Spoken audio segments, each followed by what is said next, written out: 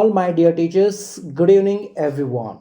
2025-26ನೇ ಸಾಲಿಗಾಗಿ ಮಕ್ಕಳ ಕ್ರೀಡಾಕೂಟದ ಅಂಗವಾಗಿ ಸ್ಪೋರ್ಟ್ಸ್ ಐ ಡಿ ಕಾರ್ಡನ್ನು ಹೇಗೆ ಅಪ್ಲೋಡ್ ಮಾಡಬೇಕು, ಯಾವ ರೀತಿಯಾಗಿ ಅಪ್ಲಿಕೇಶನ್ ತುಂಬುವುದ್ರ ಮೂಲಕ ಅಪ್ಲೋಡ್ ಮಾಡುವುದು ಎನ್ನುವುದ್ರ ಬಗ್ಗೆ ಇವತ್ತು ಡಿಟೇಲ್ ಆಗಿ ಸ್ಟಡಿ ಮಾಡೋಣ. ಅದಕ್ಕಾಗಿ ಪ್ರಿಯ ಶಿಕ್ಷಕ ಬಂಧುಗಳೇ, ಸಮಗ್ರ ಶಿಕ್ಷಣ ಕರ್ನಾಟಕ ಎಂದು ಟೈಪ್ ಮಾಡಿಬಿಟ್ಟು ಆ ಒಂದು ಆಪ್ಷನ್ ಮೇಲೆ ನಾವು ಸರ್ಚನ್ನು ಕೊಡಬೇಕು. ಕೊಟ್ಟಿದ ತಕ್ಷಣ ಈ ರೀತಿ ಸ್ಕ್ರೀನ್ ಬರ್ತಾ ಇದೆ ಶಿಕ್ಷಕರೇ ನೋಡಿ.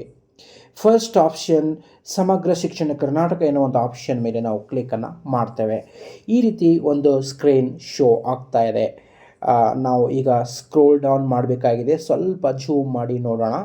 ಇಲ್ಲಿ ನೋಡಿ, ಸ್ಪೋರ್ಟ್ಸ್ ಲಾಗಿನ್ ಎನ್ನುವಂಥ ಆಪ್ಷನ್ ಇಲ್ಲಿ ಶೋ ಆಗ್ತಾ ಇದೆ.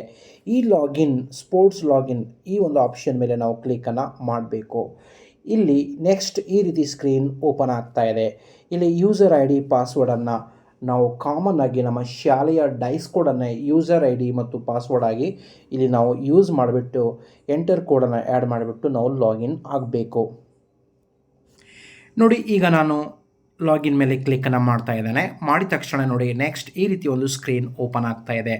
ಇಲ್ಲಿ ನೋಡಿ, ನಾವು ಅಪ್ಲಿಕೇಶನನ್ನು ಯಾವ ರೀತಿಯಾಗಿ ತುಂಬಬೇಕು, ಐ ಡಿ ಕಾರ್ಡನ್ನು ಅಪ್ಲೋಡ್ ಮಾಡಬೇಕಾದ್ರೆ ಅದಕ್ಕೆ ಸಂಬಂಧಪಟ್ಟಂತಹ ಇನ್ಸ್ಟ್ರಕ್ಷನ್ಸ್ಗಳನ್ನು ತಿಳ್ಕೊಳ್ಬೇಕಾದ್ರೆ ಇನ್ಸ್ಟ್ರಕ್ಷನ್ ಮೇಲೆ ನಾವು ಕ್ಲಿಕ್ ಮಾಡಬೇಕಾಗುತ್ತೆ. ಆಮೇಲೆ ಅಪ್ಲಿಕೇಶನ್ ಭರ್ತಿ ಮಾಡಬೇಕಾದ್ರೆ ಅಪ್ಲಿಕೇಶನ್ ಮೇಲೆ ಕ್ಲಿಕ್ ಮಾಡಬೇಕಾಗುತ್ತೆ. ಫಿಸಿಕಲ್ ಟೀಚರ್ ಅವರ ಮಾಹಿತಿ ತುಂಬಬೇಕಾದ್ರೆ PET ಟೀಚರ್ ಆಪ್ಷನ್ ಮೇಲೆ ನಾವು ಕ್ಲಿಕ್ಕನ್ನು ಮಾಡಬೇಕಾಗುತ್ತೆ. ಆಮೇಲೆ ನಾವು ಮತ್ತೆ ತಿರುಗಿ ನೋಡಬೇಕಾದ್ರೆ ರಿವ್ಯೂ ಎನ್ನುವಂಥ ಆಪ್ಷನನ್ನು ಕ್ಲಿಕ್ ಮಾಡಬೇಕಾಗುತ್ತೆ. ಕಾಂಟ್ಯಾಕ್ಟ್, ಸೈನ್ ಔಟ್, ಈ ರೀತಿಯ ಆಪ್ಷನ್ಸ್ಗಳು ಇಲ್ಲಿ ಶೋ ಆಗ್ತಾ ಇದೆ.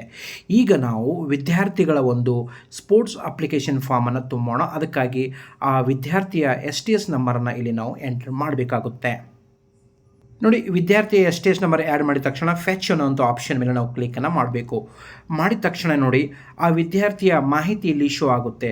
ಅದನ್ನು ನಾನು ತೋರಿಸ್ತಾ ಇದ್ದೇನೆ. ಜಸ್ಟ್ ನೋಡಿ, ಆ್ಯಡ್ ಇವೆಂಟ್ ಸೈಡಲ್ಲಿ ಇರ್ತಕ್ಕಂಥ ವ್ಯೂ ಎನ್ನುವಂಥ ಆಪ್ಷನ್ ಮೇಲೆ ನಾವು ಕ್ಲಿಕ್ಕನ್ನು ಮಾಡಬೇಕು. ಮಾಡಿದ ತಕ್ಷಣ ಆ STS ನಂಬರ್ ಯಾವ ವಿದ್ಯಾರ್ಥಿಯ ಮಾಹಿತಿಯಾಗಿದೆ ಆ ವಿದ್ಯಾರ್ಥಿಯ ಸಂಪೂರ್ಣ ಮಾಹಿತಿ ಇಲ್ಲಿ ನಮಗೆ ಶೋ ಆಗುತ್ತೆ. ಸೊ ಅದಕ್ಕಿಂತ ಮುಂಚೆ ನಾವು ಏನು ಮಾಡಬೇಕು, ಇಲ್ಲಿ ಏನೆಲ್ಲ ಕೇಳಿದ್ದಾರೆ ಆ ಮಾಹಿತಿಯನ್ನು ಇಲ್ಲಿ ನಾವು ತುಂಬಬೇಕಾಗುತ್ತೆ. ಪಾರ್ಟಿಸಿಪೇಷನ್ ಟೈಪ್ ಅಂದರೆ ಆ ವಿದ್ಯಾರ್ಥಿಯು ಇಂಡಿವಿಜುವಲ್ ಆಗಿ ಪಾರ್ಟಿಸಿಪೇಟ್ ಆಗ್ತಾ ಇದೆಯೋ ಕ್ರೀಡೆಯಲ್ಲಿ, ಅಥವಾ ಗ್ರೂಪ್ನಲ್ಲಿ ಪಾರ್ಟಿಸಿಪೇಟ್ ಆಗ್ತಾ ಇದೆಯೋ ಎನ್ನುವುದ್ರ ಬಗ್ಗೆ ನಾವು ಖಚಿತಪಡಿಸ್ಕೊಳ್ಬೇಕು. ನೋಡಿ, ಒಂದು ವೇಳೆ ಆ ವಿದ್ಯಾರ್ಥಿಯು ಗ್ರೂಪ್ನಲ್ಲಿ ಪಾರ್ಟಿಸಿಪೇಟ್ ಆಗಿದ್ದೆ ಆದರೆ ಸಬ್ ಆಪ್ಷನ್ಸ್ಗಳು, ಸಬ್ ಇವೆಂಟ್ಗಳು ಶೋ ಆಗುತ್ತೆ. ಒಂದು ವೇಳೆ ಇಂಡಿವಿಜುವಲ್ನಲ್ಲಿ ಕ್ಲಿಕ್ ಮಾಡಿದಾಗ, ಫಾರ್ ಎಕ್ಸಾಂಪಲ್ ಇಂಡಿವಿಜುವಲ್ನಲ್ಲಿ ಕ್ಲಿಕ್ ಮಾಡಿದಾಗ ನೋಡಿ, ಸಬ್ ಅಥ್ಲೆಟಿಕ್ ಗೇಮ್ಸ್ ಆ ರೀತಿ ಏನೂ ಅಲ್ಲಿ ಓಪನ್ ಆಗ್ತಾ ಇಲ್ಲ. ಒಂದು ವೇಳೆ ವಿದ್ಯಾರ್ಥಿಯು ಗ್ರೂಪ್ನಲ್ಲಿ ಪಾರ್ಟಿಸಿಪೇಟ್ ಆಗಿದ್ದೇ ಆದರೆ ಅಲ್ಲಿ ಏನಾಗುತ್ತೆ ಅಪ್ಪ ಅಂದರೆ ಸಬ್ ಆಪ್ಷನ್ಸ್ಗಳು ಓಪನ್ ಆಗುತ್ತೆ. ಫಾರ್ ಎಕ್ಸಾಂಪಲ್ ನಾನು ತೋರಿಸ್ತಾ ಇದ್ದೇನೆ. ಇವಾಗ ವಿದ್ಯಾರ್ಥಿಯು ಗ್ರೂಪ್ ಆ್ಯಕ್ಟಿವಿಟಿ ಗೇಮ್ಸಲ್ಲಿ ಪಾರ್ಟಿಸಿಪೇಟ್ ಆಗ್ತಾ ಇದೆ. ಸೊ ಕ್ಯಾಟಗರಿ ಟೈಪ್ ಗೇಮ್ಸಲ್ಲಿ ಪಾರ್ಟಿಸಿಪೇಟ್ ಆಗ್ತಾ ಇದೆ. ನೋಡಿ, ಗ್ರೂಪಲ್ಲಿ ಪಾರ್ಟಿಸಿಪೇಟ್ ಆಗ್ತಾ ಇದೆ. ಜೆಂಡರ್ ಬಾಯ್. ಸೊ ನೋಡಿ, ಏಜ್ ಕ್ರೈಟೀರಿಯಾ 12 to 14 ಇದೆ. ಡಿಸೆಬಿಲಿಟಿ ಯಾವುದೂ ಕೂಡ ಇಲ್ಲ. ಸೆಲೆಕ್ಟ್ ಕ್ಯಾಟಗರಿ ಅಂದರೆ ಗ್ರೂಪಲ್ಲಿ ಮಗು ಯಾವ ಒಂದು ಕ್ಯಾಟಗರಿಯಲ್ಲಿ ಆಡ್ತಾ ಇದೆ ಅಂತ ಇಲ್ಲಿ ಆಪ್ಷನ್ಸ್ಗಳನ್ನು ಕೊಟ್ಟಿದ್ದಾರೆ. ನೋಡಿ, ಸ್ವಿಮ್ಮಿಂಗ್, ಸೈಕ್ಲಿಂಗ್ ಈ ರೀತಿ ಆಪ್ಷನ್ಸ್ಗಳು. ಕಬಡ್ಡಿ ಎನ್ನುವಂಥ ಆಪ್ಷನ್ ಮೇಲೆ ನಾನು ಕ್ಲಿಕ್ಕನ್ನು ಮಾಡ್ತಾ ಇದ್ದೇನೆ. ಕ್ಲಿಕ್ ಮಾಡಿದ ತಕ್ಷಣ ನೋಡಿ, ಸೆಲೆಕ್ಟ್ ಸಬ್ ಇವೆಂಟ್ ಎನ್ನುವಂಥ ಆಪ್ಷನ್ ಇಲ್ಲಿ ಓಪನ್ ಆಗ್ತಾ ಇದೆ. ಸೆಲೆಕ್ಟ್ ಸಬ್ ಇವೆಂಟ್ ಅಂದರೆ ನೋಡಿ, 100 into 8 meters code dimension below 51 kg ಈ ರೀತಿ ಆಪ್ಷನ್ ಓಪನ್ ಆಗ್ತಾ ಇದೆ. ಸೊ ನಾನು ಹೇಳ್ತಾ ಇರೋದು ಏನಂತಂದರೆ, ನಾವು ಗ್ರೂಪ್ನಲ್ಲಿ ಪಾರ್ಟಿಸಿಪೇಷನ್ ಮಾಡಿದಾಗ ಸಬ್ ಇವೆಂಟ್ಗಳು ಓಪನ್ ಆಗುತ್ತೆ. ಇಂಡಿವಿಜುವಲ್ನಲ್ಲಿ ಪಾರ್ಟಿಸಿಪೇಷನ್ ಮಾಡಿದಾಗ ಕಾಮನ್ ಆಗಿ ಸಬ್ ಇವೆಂಟ್ಸ್ಗಳು ಓಪನ್ ಆಗೋದಿಲ್ಲ. ಸೊ ಈಗ ನಾನು ನಮ್ಮ ಶಾಲೆಯ ವಿದ್ಯಾರ್ಥಿಯು ಇಂಡಿವಿಜುವಲ್ನಲ್ಲಿ ಪಾರ್ಟಿಸಿಪೇಟ್ ಆಗ್ತಾ ಇದ್ದಾನೆ. ಸೊ ಇಂಡಿವಿಜುವಲ್ ಆಪ್ಷನ್ ಮೇಲೆ ಕ್ಲಿಕ್ಕನ್ನು ಮಾಡ್ತಾ ಇದ್ದೇನೆ. ಸೊ ಕ್ಯಾಟಗರಿ ಟೈಪ್ ಇಂಡಿವಿಜುವಲ್ ಅಂದಾಗ ನೋಡಿ, ಅಲ್ಲಿ ನೋಡಿ ಇಂಡಿವಿಜುವಲ್ ಸೆಲೆಕ್ಟ್ ಮಾಡಿದ್ದಾನೆ. Category type athletics games. Athletics ಅಂದರೆ ಸ್ಪೆಸಿಫಿಕ್ ಆಗಿ ರನ್ನಿಂಗು, ಜಂಪಿಂಗು, ಥ್ರೋವಿಂಗ್ ಈ ರೀತಿ ಆಪ್ಷನ್ಸ್ಗಳು ಬರುತ್ತೆ. ಗೇಮ್ಸ್ ಅಂದರೆ ಇದು ಒಂದು ಬ್ರಾಡರ್ ಟರ್ಮ್. ಇದರಲ್ಲಿ ಏನಪ್ಪ ಅಂದರೆ ಬೇರೆ ಫಿಸಿಕಲ್ ಮತ್ತು ಮೆಂಟಲ್ ಒಂದು ಸ್ಪೋರ್ಟ್ಸ್ ಕೂಡ ಬರುತ್ತೆ. ಸೊ ಇಲ್ಲಿ ನಾನು ಸ್ಪೆಷಲಾಗಿ ಫೋಕಸ್ ಮಾಡ್ತಾ ಇರೋದು ರನ್ನಿಂಗು, ಜಂಪಿಂಗು ಮತ್ತು ಥ್ರೋವಿಂಗ್. ಸೊ ಹೀಗಾಗಿ ಅಥ್ಲೆಟಿಕ್ಸ್ ಆಪ್ಷನನ್ನು ನಾನು ಕ್ಲಿಕ್ಕನ್ನು ಮಾಡಿದ್ದೇನೆ. ಈಗ gender boy, age criteria 12 to 14 ಆಗಿದೆ. ಮತ್ತು ಏಜ್ನಲ್ಲಿ 14ಕ್ಕಿಂತ ಹೆಚ್ಚಿದ್ದರೆ ನಾವು ಜೂನಿಯರ್ ಈ ಒಂದು ಸೆಕೆಂಡ್ ಆಪ್ಷನ್ ಕ್ಲಿಕ್ ಮಾಡಬೇಕಾಗುತ್ತೆ. ಸೊ ಡಿಸ್ಯಾಬಿಲಿಟಿ ಯಾವುದೂ ಕೂಡ ಇಲ್ಲ. ನೆಕ್ಸ್ಟ್ ಅಥ್ಲೆಟಿಕ್ಸ್ನಲ್ಲಿ ಸೆಲೆಕ್ಟ್ ಕ್ಯಾಟಗರಿ ಅಂದರೆ ಯಾವ ಕ್ಯಾಟಗರಿಯಲ್ಲಿ ಆ ಮಗು ಆಡ್ತಾ ಇದೆ ಅಂತ. ಇಲ್ಲಿ ನಾನು 100 ಮೀಟರ್ಸ್ ಆಪ್ಷನ್ ಮೇಲೆ ಕ್ಲಿಕ್ಕನ್ನು ಮಾಡಿಬಿಟ್ಟು ಚೂಸ್ ಮಾಡ್ತಾ ಇದ್ದೇನೆ. ಆಮೇಲೆ ನೋಡಿ ನೆಕ್ಸ್ಟು ಇದಕ್ಕೆ ಸಂಬಂಧಪಟ್ಟಂತೆ 100 ಮೀಟರ್ಸ್ ಅಥ್ಲೆಟಿಕ್ಸ್ಗೆ ಸಂಬಂಧಪಟ್ಟಂತೆ ಯಾವುದೇ ಸಬ್ ಇವೆಂಟ್ಗಳು ಇಲ್ಲಿ ಶೋ ಆಗ್ತಾ ಇಲ್ಲ. ಸೊ ಇಷ್ಟಾದ ಮೇಲೆ ನಾವು ಏನು ಮಾಡಬೇಕು, ಆ್ಯಡ್ ಇವೆಂಟ್ ಎನ್ನುವಂಥ ಆಪ್ಷನ್ ಮೇಲೆ ಕ್ಲಿಕ್ಕನ್ನು ಮಾಡಬೇಕು. ನೋಡಿ, you have already registered for this category, ಅಂದರೆ ಆಲ್ರೆಡಿ ಈ ಮಾಹಿತಿಯನ್ನು ನಾನು ಸಬ್ಮಿಟ್ ಮಾಡಿದ್ದೇನೆ. ಸೊ ಹೀಗಾಗಿ ಇನ್ನೊಂದು ಸಲ ಅದು ತೆಗೆದುಕೊಳ್ಳೋದಿಲ್ಲ. ಸೊ ಈ ರೀತಿ ಆ್ಯಡ್ ಇವೆಂಟ್ ಮಾಡಿದ ತಕ್ಷಣ ಕೆಳಗಡೆ ನೋಡಿ ಸರ್ಟಿಫಿಕೇಟ್ ಆಫ್ ಎಲಿಜಿಬಿಲಿಟಿ, ನೋಡಿ ಆ ವಿದ್ಯಾರ್ಥಿಯ ಎಸ್ ನಂಬರ್ ಆ್ಯಡ್ ಮಾಡಿದ ತಕ್ಷಣ ಸಂಪೂರ್ಣ ಮಾಹಿತಿ ಓಪನ್ ಆಗ್ತಾ ಇದೆ. ಆ ವಿದ್ಯಾರ್ಥಿಯ ಸ್ಕೂಲ್ನ ಹೆಸರು, ಫಾದರ್ ಮದರ್ನ ಹೆಸರು, ಆ ವಿದ್ಯಾರ್ಥಿ ಈಗ ಯಾವ ಏಜ್ನಲ್ಲಿದ್ದಾನೆ ಮತ್ತು ಕರೆಂಟ್ ಇಯರಲ್ಲಿ ಯಾವ ಕ್ಲಾಸ್ನಲ್ಲಿದ್ದಾನೆ, ಹೋದ ವರ್ಷ ಯಾವ ಕ್ಲಾಸ್ನಲ್ಲಿದ್ದ. ಇಲ್ಲಿ ನೋಡಿ ಇನ್ಸ್ಟಿಟ್ಯೂಷನ್ ಫೋನ್ ನಂಬರ್ ಇಲ್ಲಿ ನಾವು ಅಪ್ಡೇಟ್ ಮಾಡಬೇಕಾಗಿದೆ. ನಾನು ಪ್ರಸಕ್ತ ಮೊಬೈಲ್ ನಂಬರನ್ನು ಕೊಡ್ತಾ ಇದ್ದೇನೆ. ಸೊ ನೋಡಿ, ನಾನು ಪ್ರೆಸೆಂಟ್ ಮೊಬೈಲ್ ನಂಬರ್ ಆ್ಯಡ್ ಮಾಡಿದ್ದೇನೆ. ಪರ್ಸ್ನಲ್ ಐಡೆಂಟಿಫಿಕೇಷನ್ ಮಾರ್ಕ್ಸ್, ಆ ವಿದ್ಯಾರ್ಥಿಗೆ ಸಂಬಂಧಪಟ್ಟಂತೆ ಏನಾದರೂ ಐಡೆಂಟಿಫಿಕೇಷನ್ ಮಾರ್ಕ್ ಇದೆಯಾ, ಐಡೆಂಟಿಫೈ ಮಾಡಲು ಇದ್ದರೆ ಅಲ್ಲಿ ಆ್ಯಡ್ ಮಾಡಬೇಕು. ನೋಡಿ, ಇಲ್ಲಿ ಪರ್ಸ್ನಲ್ ಐಡೆಂಟಿಫಿಕೇಷನ್ ಮಾರ್ಕ್ಸ್ ಆ ವಿದ್ಯಾರ್ಥಿಗೆ ಸಂಬಂಧಪಟ್ಟಂತೆ ನಾನು ಹೇಳಬೇಕಾದ್ರೆ ಡಿಂಪಲ್ಸ್, ಆ ಮಗು ಸ್ಮೈಲ್ ಕೊಟ್ಟಾಗ, ಲಾಫ್ ಮಾಡಿದಾಗ, ನಕ್ಕಾಗ ಡಿಂಪಲ್ಸ್ ಶೋ ಆಗುತ್ತೆ. ಇದು ಒಂದು ಆ ವಿದ್ಯಾರ್ಥಿಯ ಐಡೆಂಟಿಫಿಕೇಷನ್ ಮಾರ್ಕ್ಸ್ ಇಲ್ಲಿ ನಾನು ಆ್ಯಡ್ ಮಾಡಿದ್ದೇನೆ. ಟ್ರ್ಯಾಕ್ ಶೂಟ್ ಸೈಜ್ ಅಂತ ನೋಡಿ, ಟ್ರ್ಯಾಕ್ ಶೂಟ್ ಸೈಜ್ ಅಂದರೆ ಮಗು ಒಂದು ಕ್ರೀಡಾಪಟುವಾಗಿ ಆಡಬೇಕಾದ್ರೆ ಅವನು ಧರಿಸುವಂತಹ ಒಂದು ಡ್ರೆಸ್ನ ಸೈಜ್ ಎಷ್ಟಿರಬೇಕು ಅಂತ. ಅದಕ್ಕಾಗಿ ಈಗಾಗಲೇ ನಾನು ಚಾರ್ಟನ್ನು ಚೆಕ್ ಮಾಡಿದ್ದೇನೆ. ನೋಡಿ, ಇಲ್ಲಿ ಟ್ರ್ಯಾಕ್ ಶೂಟ್ ಸೈಜನ್ನು ಕೇಳಿದ್ದಾರೆ. ಸೊ ಆ ಒಂದು ವಿದ್ಯಾರ್ಥಿಯ ಟ್ರ್ಯಾಕ್ ಶೂಟ್ ಸೈಜ್ 38 ಆಗಿದೆ. ಇಲ್ಲಿ ನಾವು ಸೆಲೆಕ್ಟ್ ಮಾಡಬೇಕಾದ್ರೂ ಕೂಡ ನೋಡಿ, ಸೊ ಅಲ್ಲಿ ಕಂಡೀಷನ್ ಇದೆ, please enter a size between 26 and 50. ಈ ರೀತಿ ಕಂಡೀಷನ್ ಇರುತ್ತೆ, ಅಂದರೆ ಮಿನಿಮಮ್ 26 ಮ್ಯಾಕ್ಸಿಮಮ್ 50 ಈ ಒಂದು ಸೈಜ್ನ ನಡುವೆ ಅಲ್ಲಿ ನಾವು ಆ್ಯಡ್ ಮಾಡಬೇಕಾಗುತ್ತೆ. ನೋಡಿ, ಈ ವಿದ್ಯಾರ್ಥಿಯ ಒಂದು ಶೂ ಸೈಜ್ ಎಷ್ಟು ಅಂತಂದಾಗ ಇಲ್ಲಿ ನಾನು 8ಅನ್ನು ಆ್ಯಡ್ ಮಾಡ್ತಾ ಇದ್ದೇನೆ. ನೋಡಿ, ಒಂದು ಸಲ ತೋರಿಸುವಂಥ ಪ್ರಯತ್ನ ಮಾಡ್ತಾ ಇದ್ದೇನೆ. ಶೂ ಸೈಜ್ 5 ಆ್ಯಂಡ್ 12 ಈ ಒಂದು ಮಧ್ಯೆ ಇರಬೇಕು. ಮಿನಿಮಮ್ 5 ಮ್ಯಾಕ್ಸಿಮಮ್ 12 ಆ ಒಂದು ಸೈಜಲ್ಲಿ ಶೂ ಸೈಜ್ ಇರಬೇಕು. ಸೊ ಈ ಒಂದು ವಿದ್ಯಾರ್ಥಿಯ ನಾನು ಆ್ಯಡ್ ಮಾಡ್ತಾ ಇರುವಂಥ ವಿದ್ಯಾರ್ಥಿಯ ಒಂದು ಶೂ ಸೈಜ್ 8 ಆಗಿದೆ. ಸೊ ನಾನು 8 ಎನ್ನುವಂತಹ ಒಂದು ನಂಬರನ್ನು ಇಲ್ಲಿ ನಾನು ಆ್ಯಡ್ ಮಾಡ್ತಾ ಇದ್ದೇನೆ. ನೆಕ್ಸ್ಟ್ ನೋಡಿ, ಏನು ಮಾಡಬೇಕು, ಅಪ್ಲೋಡ್ ಫೋಟೋ, ಆ ವಿದ್ಯಾರ್ಥಿಯ ಫೋಟೋವನ್ನು ನಾವು ಅಪ್ಲೋಡ್ ಮಾಡಬೇಕು. ನೋಡಿ, ಫೋಟೋ ಅಪ್ಲೋಡ್ ಮಾಡಬೇಕಾದ್ರೆ ಆ ಫೋಟೋ ಒಂದು ಸೈಜ್ 50 KB ಹೆಚ್ಚಿರಬಾರ್ದು. ನಾನು ಪ್ರೂಫ್ಗೆ ಸಹ ತೋರಿಸ್ತಾ ಇದ್ದೇನೆ. ಫಾರ್ ಎಕ್ಸಾಂಪಲ್ ನೋಡಿ, ಚೂಸ್ ಫೈಲ್ ಎನ್ನುವಂಥ ಆಪ್ಷನ್ ಮೇಲೆ ನಾನು ಕ್ಲಿಕ್ಕನ್ನು ಮಾಡ್ತಾ ಇದ್ದೇನೆ. ಆಮೇಲೆ ಫೋಟೋಸ್ ಆ್ಯಂಡ್ ವೀಡಿಯೋಸ್ ಎನ್ನುವಂಥ ಆಪ್ಷನ್ ಮೇಲೆ ಕ್ಲಿಕ್ಕನ್ನು ಮಾಡ್ತಾ ಇದ್ದೇನೆ. ಇಲ್ಲಿ ನಾನು ಫೋಟೋ ಸೇವ್ ಮಾಡಿದ್ದೇನೆ. ನಾನು ಲೆಫ್ಟ್ ಟಾಪಲ್ಲಿ ಇರ್ತಕ್ಕಂಥ 3 ಅಡ್ಡಗೆರೆಗಳ ಮೇಲೆ ಕ್ಲಿಕ್ಕನ್ನು ಮಾಡ್ತಾ ಇದ್ದೇನೆ. ನಾನು ಫೋಟೋಸ್ ಆಲ್ಬಮ್ಸ್ನಲ್ಲಿ ಸೇವ್ ಮಾಡಿದ್ದೇನೆ.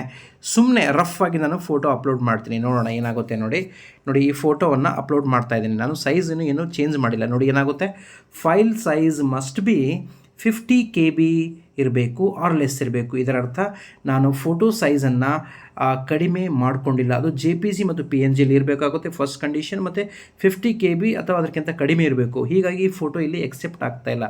ಅದಕ್ಕಾಗಿ ನಾವು ಏನು ಮಾಡಬೇಕು, ಆ ಫೋಟೋ ಸೈಜನ್ನು ಕಡಿಮೆ ಮಾಡಬೇಕು. ಹೇಗೆ ಅದನ್ನು ನಾನೀಗ ತೋರಿಸ್ತಾ ಇದ್ದೇನೆ.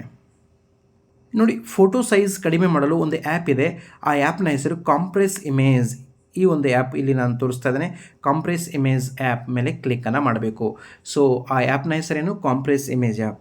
ಸೊ ಈ ಆ್ಯಪನ್ನು ನಾನು ಈಗಾಗಲೇ ಡೌನ್ಲೋಡ್ ಮಾಡ್ಕೊಂಡಿದ್ದೇನೆ. ಇಲ್ಲಿ ನೋಡಿ, ಚೂಸ್ ಫೋಟೋ ಎನ್ನುವಂಥ ಆಪ್ಷನ್ ಓಪನ್ ಆಗ್ತದೆ. ಇದ್ರ ಮೇಲೆ ನಾವು ಕ್ಲಿಕ್ಕನ್ನು ಮಾಡಬೇಕು. ಆ ಫೋಟೋ ಎಲ್ಲಿದೆ ನಮಗೆ ಗೊತ್ತಿರುತ್ತೆ, ಅಲ್ಲಿ ನಾವು ಹೋಗಬೇಕು. ನಾನು ಫೋಟೋವನ್ನು ಆಲ್ಬಮ್ಸ್ನಲ್ಲಿ ಸೇವ್ ಮಾಡಿದ್ದೇನೆ. ಸೊ ಆಲ್ಬಮ್ಸ್ ಮೇಲೆ ಕ್ಲಿಕ್ ಮಾಡ್ತಾ ಇದ್ದೇನೆ. ಇಲ್ಲಿ ಆಲ್ವೇಸ್ ಜಸ್ಟ್ ಒನ್ಸ್ ಅಂತ ಕೇಳ್ತಾ ಇದೆ. ಜಸ್ಟ್ ಒನ್ಸ್ ಎನ್ನುವಂಥ ಆಪ್ಷನ್ ಮೇಲೆ ಕ್ಲಿಕ್ಕನ್ನು ಮಾಡ್ತಾ ಇದ್ದೇನೆ. ನೋಡಿ, ಇಲ್ಲಿ ಫೋಟೋ ಶೋ ಆಗ್ತಾ ಇದೆ. ಆ ಫೋಟೋವನ್ನು ಕ್ಲಿಕ್ ಮಾಡಿದ್ದೇನೆ. ನೋಡಿ, ಇಲ್ಲಿ ಸೈಜ್ 50 KB ಇರಬೇಕು, ಮ್ಯಾಕ್ಸಿಮಮ್ಮು 50 KBಗಿಂತ ಕೆಳಗಡೆ ಇರಬೇಕು. ಇಲ್ಲಿ ನಾನು 49 KBಗೆ ಅದು ನಾವು ಫೋಟೋನ ಸೈಜನ್ನು ಕನ್ವರ್ಟ್ ಮಾಡ್ಕೊಂಡಿದ್ದೇನೆ. ನಂತರ ಇಲ್ಲಿ ನೋಡಿ, ಕಾಂಪ್ರೆಸ್ ಎನ್ನುವಂಥ ಆಪ್ಷನ್ ಮೇಲೆ ನಾವು ಕ್ಲಿಕ್ಕನ್ನು ಮಾಡಬೇಕು. ಆ ಫೋಟೋ ಸೈಜ್ ಏನಾಯ್ತು, ಈಗ ಒಂದು 50 KB ಒಳಗಡೆ ಅದೇನಾಯಿತು, ಕಾಂಪ್ರೆಸ್ ಆಯಿತು. ಈಗ ನಾವು ಈಸಿಯಾಗಿ ಇಲ್ಲಿ ಫೋಟೋ ಅಪ್ಲೋಡ್ ಮಾಡ್ಬೋದು. ಈಗ ನೋಡಿ, ನಾನು ಫೋಟೋವನ್ನು ಮತ್ತೆ ಅಪ್ಲೋಡ್ ಮಾಡ್ತಾ ಇದ್ದೇನೆ. ಚೂಸ್ ಫೈಲ್ ಅನ್ನುವಂಥ ಆಪ್ಷನ್ ಮೇಲೆ ಕ್ಲಿಕ್ಕನ್ನು ಮಾಡ್ತಾ ಇದ್ದೇನೆ. ಇಲ್ಲಿ ಸಬ್ ಆಪ್ಷನ್ಸ್ಗಳು ಬರ್ತಾ ಇದೆ. ಫೋಟೋಸ್ ಆ್ಯಂಡ್ ವೀಡಿಯೋಸ್ ಈ ಒಂದು ಆಪ್ಷನ್ ಮೇಲೆ ನಾನು ಕ್ಲಿಕ್ಕನ್ನು ಮಾಡ್ತಾ ಇದ್ದೇನೆ. ಈಗಾಗಲೇ ನಾನು ಕಾಂಪ್ರೆಸ್ ಮಾಡಿರುವಂಥ ಫೋಟೋ ಎಲ್ಲಿದೆ ಅಂತ ನಮಗೆ ಗೊತ್ತಿರಬೇಕು. ನಾನು ಲೆಫ್ಟ್ ಟಾಪ್ನಲ್ಲಿರುವಂಥ 3 ಅಡ್ಡಗೆರೆಗಳ ಮೇಲೆ ಕ್ಲಿಕ್ಕನ್ನು ಮಾಡ್ತಾ ಇದ್ದೇನೆ.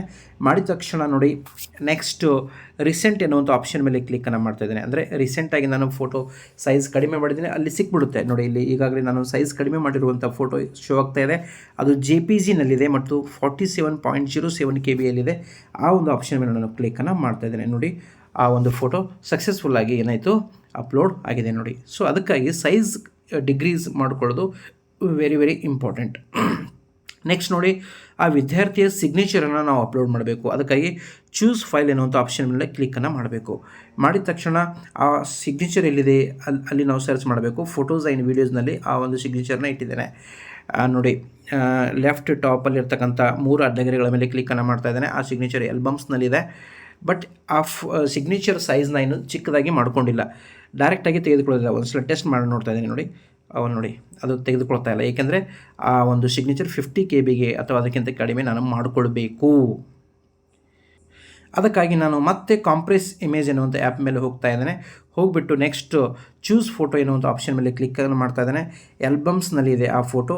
ಜಸ್ಟ್ ಒನ್ಸ್ ಎನ್ನುವಂಥ ಆಪ್ಷನ್ ಮೇಲೆ ಕ್ಲಿಕ್ಕನ್ನು ಮಾಡ್ತಾ ಇದ್ದೇನೆ. ಆ ಸಿಗ್ನೇಚರ್ ಎಲ್ಲಿದೆ ಅಲ್ಲಿ ಸರ್ಚ್ ಮಾಡಬೇಕು. ಸಿಗ್ನೇಚರ್ ಸಿಕ್ತು. ಅಲ್ಲಿ ಆ ಒಂದು ಸೈಜು 50 KBಗಿಂತ ಒಳಗಡೆ ಅಥವಾ 50 KB ಇರಬೇಕು ನೋಡಿ. 49 KB ಈಗಾಗಲೇ ನಾನು ಬೈ ಡಿಫಾಲ್ಟಾಗಿ ಇಲ್ಲಿ ಆ್ಯಡ್ ಮಾಡಿದ್ದೇನೆ, ಬರ್ತಾ ಇದೆ. ಈಗ ನೋಡಿ ಕಾಂಪ್ರೆಸ್ ಎನ್ನುವಂಥ ಆಪ್ಷನ್ ಮೇಲೆ ನಾನು ಕ್ಲಿಕ್ಕನ್ನು ಮಾಡಬೇಕು. ಆ ಒಂದು ಸಿಗ್ನೇಚರ್ ಏನಾಯಿತು, ಇವಾಗ ಕಾಂಪ್ರೆಸ್ ಆಯಿತು. ಈಗ ನೋಡಿ ನಾನು ಅಪ್ಲೋಡ್ ಸೈನ್ ಚೂಸ್ ಫೈಲ್ ಎನ್ನುವಂಥ ಆಪ್ಷನ್ ಮೇಲೆ ಕ್ಲಿಕ್ಕನ್ನು ಮಾಡಬೇಕು. ಆ ಒಂದು ಕಾಂಪ್ರೆಸ್ ಒಂದು ಸಿಗ್ನೇಚರ್ ಎಲ್ಲಿದೆ ನಮ್ಗೆ ಗೊತ್ತಿರುತ್ತೆ, ಫೋಟೋಸಲ್ಲಿದೆ. ನಾನು ಅದರ ಮೇಲೆ ಕ್ಲಿಕ್ಕನ್ನು ಮಾಡ್ತಾ ಇದ್ದೇನೆ. ನೋಡಿ ಇಲ್ಲಿ ರೀಸೆಂಟಾಗಿ ನಾನು ರೀಸೈಸ್ ಮಾಡಿರುವಂಥ ಸಿಗ್ನೇಚರ್ ಇಲ್ಲಿ ಶೋ ಆಗ್ತಾ ಇದೆ. ಟಾಪಲ್ಲಿ ತಾವು ನೋಡ್ತಾ ಇರ್ಬೋದು. 47.37 KBಗೆ ನಾನು JPG ಇಮೇಜ್ನಲ್ಲಿ ಕನ್ವರ್ಟ್ ಮಾಡಿದ್ದೇನೆ. ಅದರ ಮೇಲೆ ಕ್ಲಿಕ್ಕನ್ನು ಮಾಡ್ತಾ ಇದ್ದೇನೆ. ನೋಡಿ ಆ ಒಂದು ಸಿಗ್ನೇಚರ್ ಕೂಡ ಯಶಸ್ವಿಯಾಗಿ ಅಪ್ಲೋಡ್ ಆಗಿದೆ. ಸೊ ಮೇನ್ ಅಂದರೆ 50 KB ಅಥವಾ ಅದಕ್ಕಿಂತ ಕಡಿಮೆ ಸೈಜಿಗೆ ನಾವು ಕನ್ವರ್ಟ್ ಮಾಡ್ಕೋಬೇಕು.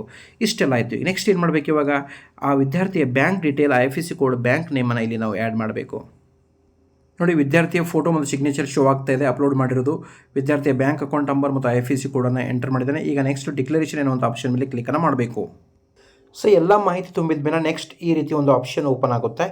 ಇಲ್ಲಿ ನೋಡಿ ಇಲ್ಲಿ ಡಿಕ್ಲರೇಷನನ್ನು ಕೊಡಬೇಕಾಗುತ್ತೆ. ಪೇರೆಂಟ್ಸ್ ಇರುವವರು ತಮ್ಮ ಮಗನ ಅಥವಾ ಮಗಳ ಒಂದು ಕ್ರೀಡೆಯಲ್ಲಿ ಭಾಗವಹಿಸೋದಕ್ಕಾಗಿ ಯಾವುದೇ ಅಭ್ಯಂತರವಿಲ್ಲ ಎನ್ನುವಂಥದ್ದು. ಇಲ್ಲಿ ನೋಡಿ ಏನು ಕೊಟ್ಟಿದ್ದಾರೆ ಅಂತಂದರೆ, for example my son or daughter Sufiyan who is participating in the following events 200 meters to 100 meters at the competition is willingly permitted by us to compete in the above sports and games.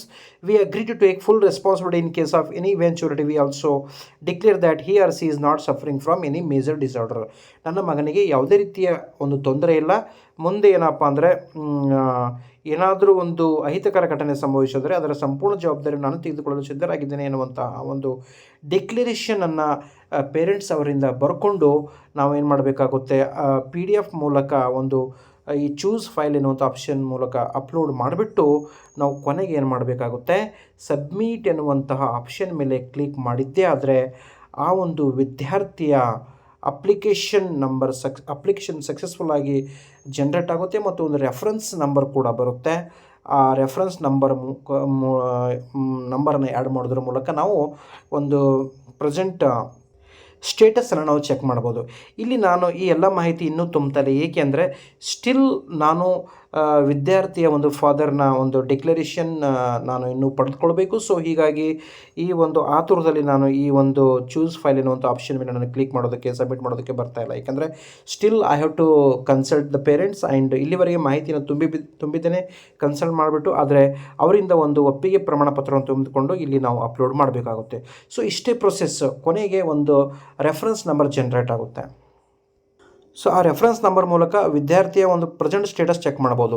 ಅದಕ್ಕಾಗಿ ಇಲ್ಲಿ ನೋಡಿ review ಎನ್ನುವಂಥ option ಮೇಲೆ ನಾವು ಕ್ಲಿಕ್ಕನ್ನು ಮಾಡಬೇಕು. ಇಲ್ಲಿ ನೋಡಿ ಏನು ಬರ್ತಾ ಇದೆ, ವ್ಯೂ ಅಪ್ಲಿಕೇಶನ್ ಅಂದರೆ ಆ ವಿದ್ಯಾರ್ಥಿಯು ಸಬ್ಮಿಟ್ ಮಾಡಿದ ಮೇಲೆ ಒಂದು ನಂಬರ್ ಜನ್ರೇಟ್ ಆಗುತ್ತಲ್ಲ, ಆ ನಂಬರನ್ನು ಇಲ್ಲಿ ನಾವು ಎಂಟರ್ ಮಾಡಬೇಕು. ಎಂಟರ್ ರೆಫರೆನ್ಸ್ ನಂಬರ್ ಮಾಡೋದ್ರ ಮೂಲಕ ಆ ವಿದ್ಯಾರ್ಥಿಯ ಪ್ರೆಸೆಂಟ್ ಸ್ಟೇಟಸ್ ನಾವು ಚೆಕ್ ಮಾಡ್ಬೋದು. So this is how we have to apply for sports ID creation in online. Thank you so much to all the viewers, and if you're subscribing, so I am very happy. So ಪ್ರಥಮವಾಗಿ ನೀವೇನಾದರೂ ನೋಡ್ತಾ ಇದ್ದರೆ please subscribe my channel. Thank you.